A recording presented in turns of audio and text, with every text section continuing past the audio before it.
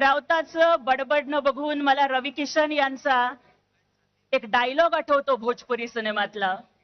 रवी किशन म्हणतात की जिंदगी झंडवा फिर भी घमंडवा. पक्षाची शकल झाली तरी अरे कशावरती घमेंड करताय.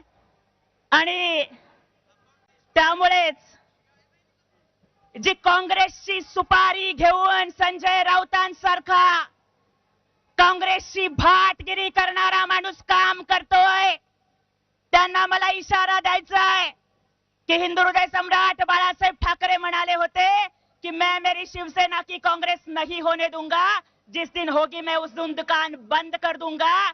अरे तुमच्या सारख्यांनी कितीही कारस्थानं केली तरी सुद्धा शिवसेनेचा भगवा झंझावात जिवंत ठेवण्यासाठी सन्माननीय उपमुख्यमंत्री एकनाथजी शिंदे साहेबांचं नेतृत्व सक्षम आहे.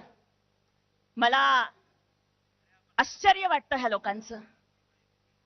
अरे आपल्या घरात भांडण झाल्यावर शेजाऱ्याला दोष द्यायचा नसतो, आपल्या घरातली भांडणं आपण मिटवायची असतात.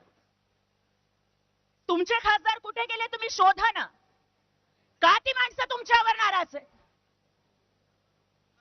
कांबळेचं लग्न ठरलं, घरचे म्हणाले मुहूर्त पहा. कांबळे म्हटला पटत नाही, प्रबोधनकार वाचा.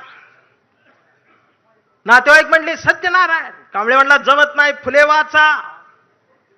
भावकी म्हटली जागरण गोंधळ बोकाट तरी कापा. कांबळे म्हटला पटतच नाही, गाडगे बाबा वाचा. मग घरच्यांनीच दार लावून कांबळेला असा तुडवला, असा तुडवला. पण कांबळे हुशार, नाही रडला, नुसताच काढला. इथं कोण शाई वगैरे लावा आले का? चुना ना. मग कांबळे अशा चळवळीत आला.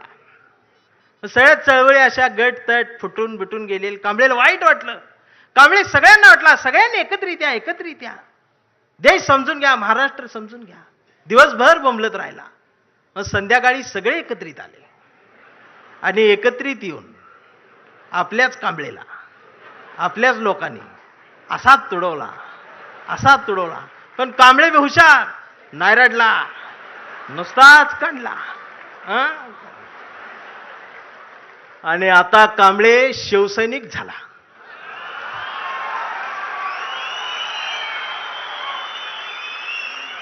आता कांबळे शिवसैनिक झाला, शहाणा झाला, आमदार झाला, खासदार झाला, मंत्री झाला. मग त्याला फोडायसाठी सापळा रचला. त्याला बुलवून घेतलं, कांबळे नाही गेला. तो ऐकत नाही म्हणून त्याला मग जेलमध्ये टाकला. तिथं सुद्धा ईडीनं त्याला असा तुडवला. पण कांबळे तिथं बी नाही रडला, नुसताच काढला आणि असा भगवा फडकवत जेलमधनं बाहेर आला.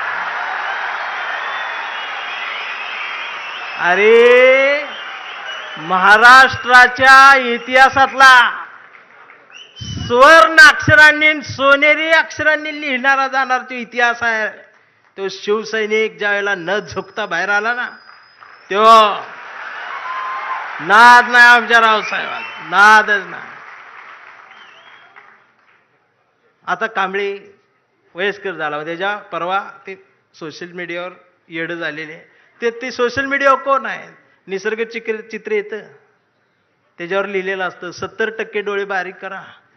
हे बारीक करतात आणि त्याच्यात येतं स्वामी दिसले पाया पडते. तो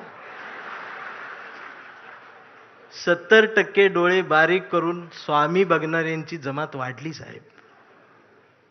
अजून 30% डोळे उघडे आहेत ना, ती सुद्धा पूर्ण बंद व्हायच्या आधी उघडा, नाहीतर खरात घरात घुसल.